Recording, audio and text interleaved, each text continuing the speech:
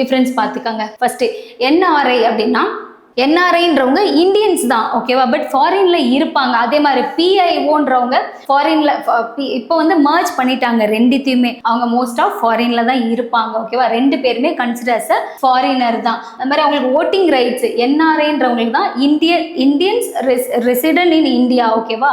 So என்ஆர்ஐன்றவங்களுக்கு voting rights இருக்கும். இப்போ ஓசிஐன்றவங்களுக்கு voting ரைட்ஸோ இல்லை ஓட்டிங்கில் கண்டக்ட் பண்ணுறதோ இல்லை ஏதாவது ஒரு போஸ்டிங்கில் நிற்கிறதோ அந்த மாதிரி எந்த ரைட்ஸுமே அவங்களுக்கு கிடையாது. ப்ராப்பர்ட்டி ஓனர்ஷிப், அப்போது என்ஆர்ஐக்கு வந்து அவங்க வந்து கமர்ஷியல் பிளேஸோ இல்லை ரெசிடென்ஷியல் கமர்ஷியல் ஓன் இந்த மாதிரி ப்ராப்பர்ட்டிஸ் வாங்க முடியும். ஆனால் வந்து same like NRI OCI card ஹோல்டரும் வாங்கலாம்.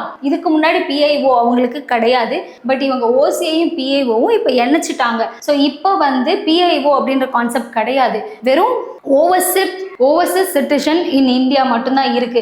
ஸோ இவங்களும் இதெல்லாம் வாங்கலாம். நிலம்லாம் வாங்குறதுக்கான உரிமை வந்து ஓசிஐ கார்டு ஹோல்டருக்கு இருக்குது. டிராவல் ப்ரிவிலேஜ் பார்த்தீங்கன்னா நம்ம இந்தியன்ஸ்க்கு வந்து பாஸ்போர்ட் வேணும். நம்ம எங்க போகணும் வரணும்னாலும் பாஸ்போர்ட் தேவைப்படும். அதே ஓசிஐ கார்டு ஹோல்டர் வந்து லைஃப் லாங் விசா மாதிரி கொடுத்துருவாங்க. ஒவ்வொரு தடையும் அவங்க வந்து விசா எடுக்கணுன்ற அவசியம் கிடையாது. Life long visa multiple times வந்து நம்ம இந்தியாவுக்கு அவங்க டிராவல் பண்ணிக்கலாம், ஓகேவா? அது மாதிரி கவர்மெண்ட் ஜாப்ன்றது இவங்களுக்கு எலிஜிபிள். இவங்க ரெண்டு பேத்துக்கும் கவர்மெண்ட் ஜாப்ன்றது எலிஜிபிள் கிடையாது.